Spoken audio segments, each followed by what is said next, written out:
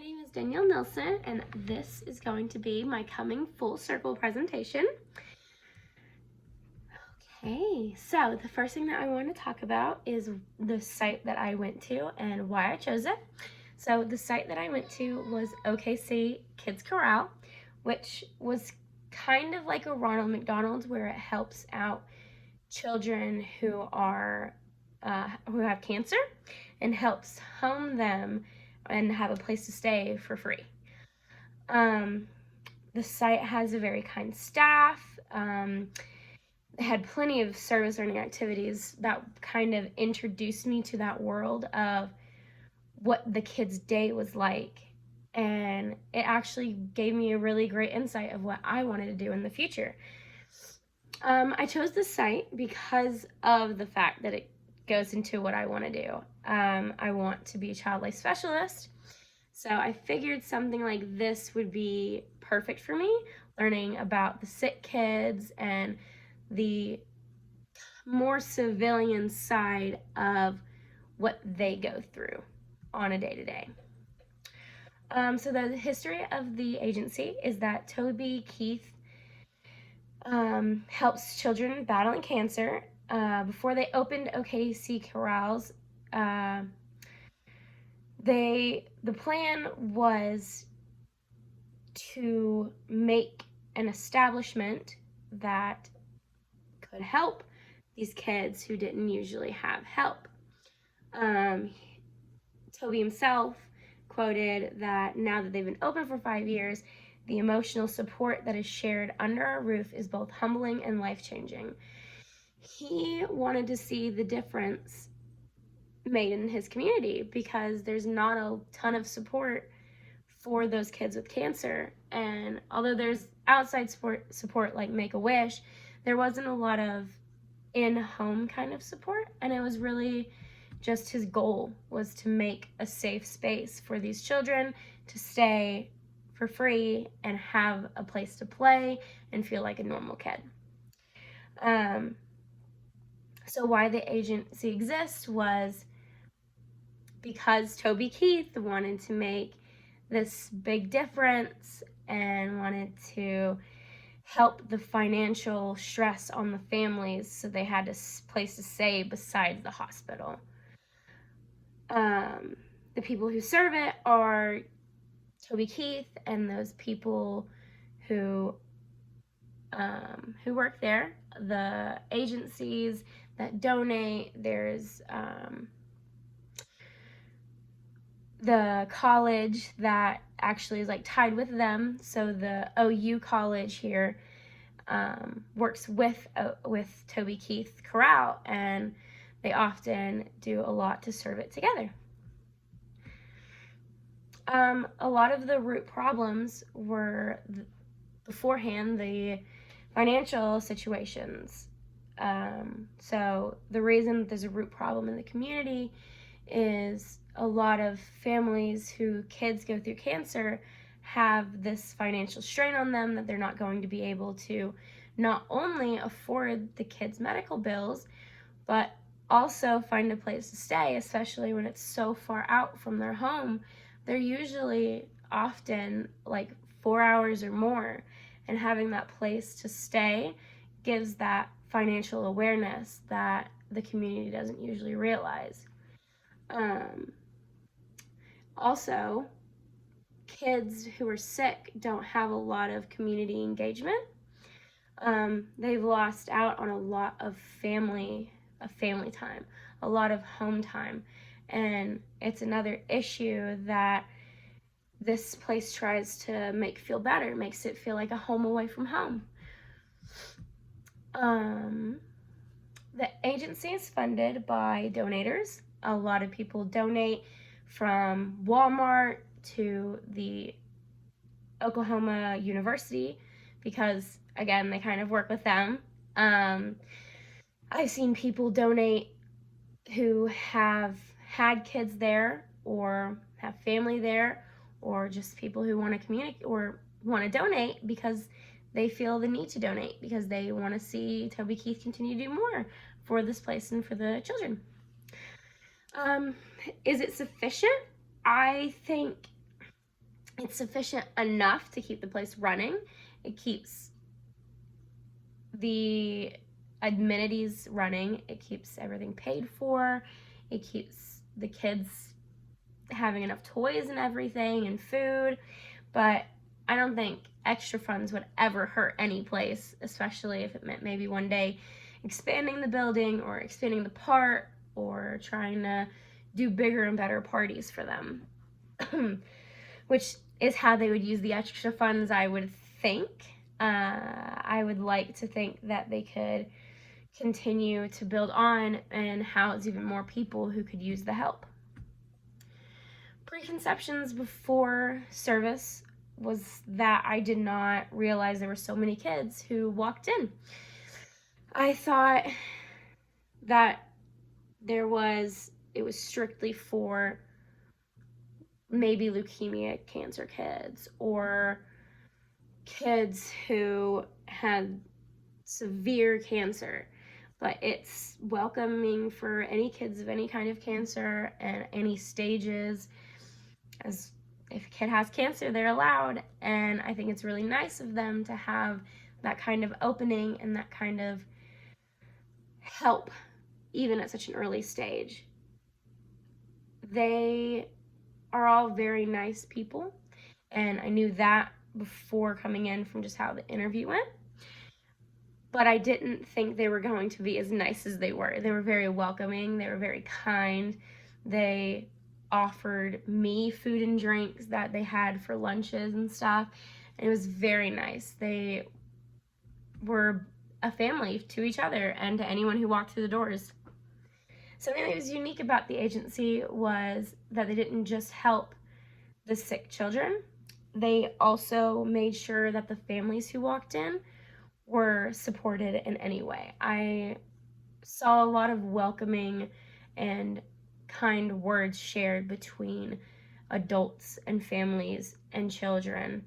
They wanted to make sure that this wasn't just a place that the kids stayed, but a place that the kids felt welcomed and felt happy and felt comfortable. And it was very nice to see how they interacted with the children and the families. They also have a very unique playroom and movie theater, and I thought that was adorable. I loved that the playroom not only was for kids, but they had a gaming room for teenagers, and it was adorable. I thought that was very unique to have in general because they were not just thinking of these children and these are being sick children, but children in general and the normalcy of teenagers game, even if they're feeling sick.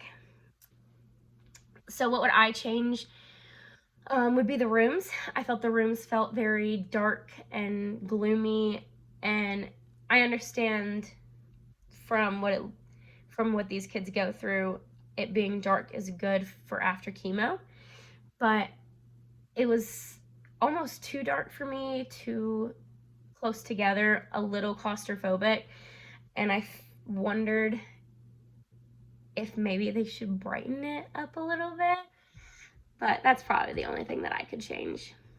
The growth that I went through was, the main one was the spiritual fulfillment, the biggest area of growth, because I felt like I connected with these kids and their lives after. When you get sick, you kind of have to accept that either you're going to get better or you're not.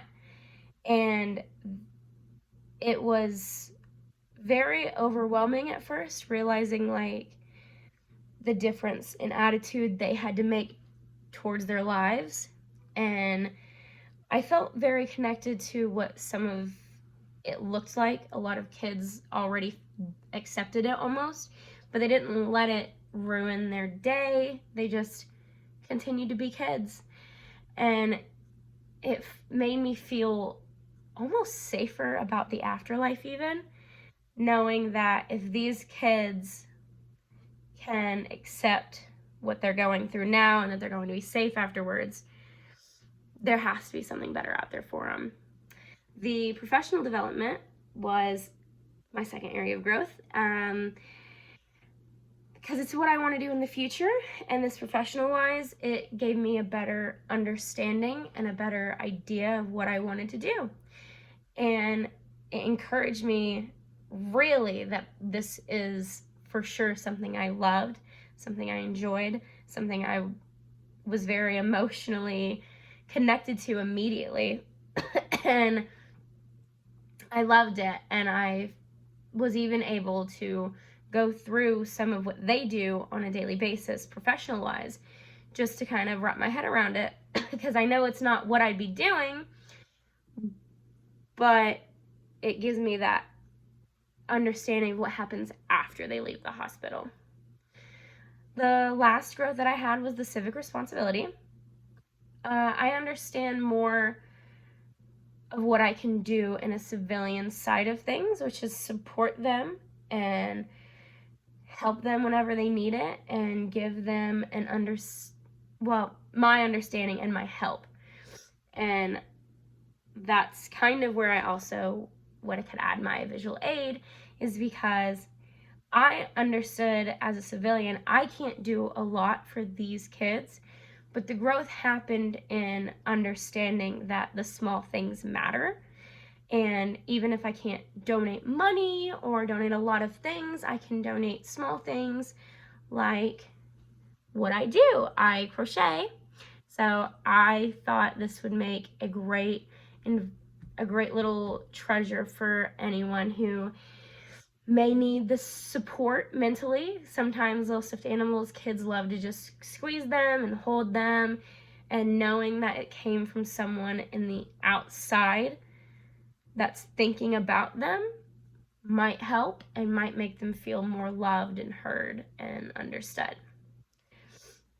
Some of the stories that I had was that I actually spent a day, an entire 4 hours with a little 2-year-old because his older sister is sick with cancer. And so often the workers there would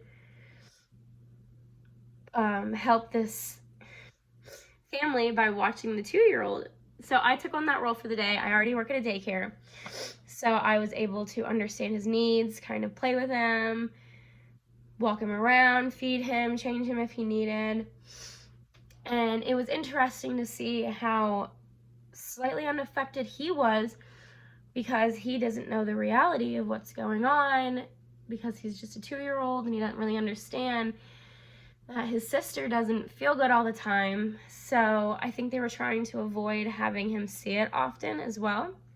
But one of my days there, I got to spend all day with him and connect with him and see how normal his life was. I would often also do a lot of cleaning because they needed a help cleaning, and I got to see a lot of families come in and through the doors and like talk to me a little bit about like what was going on. And often when I was cleaning the playroom, because that's where I spent most of the time, because it's a big playroom and it needs a lot of cleaning, some kids would come up and they would tell me about their sick brothers or sisters, tell me about how their lives have changed since then. And it was interesting because this one kid told me everything that happened. His brother got a Make-A-Wish, and it's sad. And as a 7-8-year-old, he didn't really understand that it was sad that his brother needed a Make-A-Wish. But they got all these cool new things now because my brother's sick. And it was just an interesting connection that he had made. So 3 facts that I wanted to state was that the learning does make a difference in the community and yourself, and you will always learn something there. You will always be able to find something somewhere to learn. Every community needs help in some way, for sure, whether it's the sick kids, the homeless kids, or homeless people, addicted people. Every community could use help. And lastly, there's always going to be those who appreciate the work you do just by being there to help them. So 2 opinions was that I felt a lot of satisfaction seeing the workers in the family come to me from week to week and talk to me and make some kind of connection. And the second opinion was that I was able to enjoy a portion of what my career field will look like. And I was able to enjoy looking at what I might see throughout my day to day. One new view is that as a service learner, I can gain a lot of new information from anywhere I go to service learn, because I know the right ways to critical think and push myself to understand more about everything that's happening. There are a lot more things I can talk about, but I have passed the 15 minutes, so I will just send the presentation in.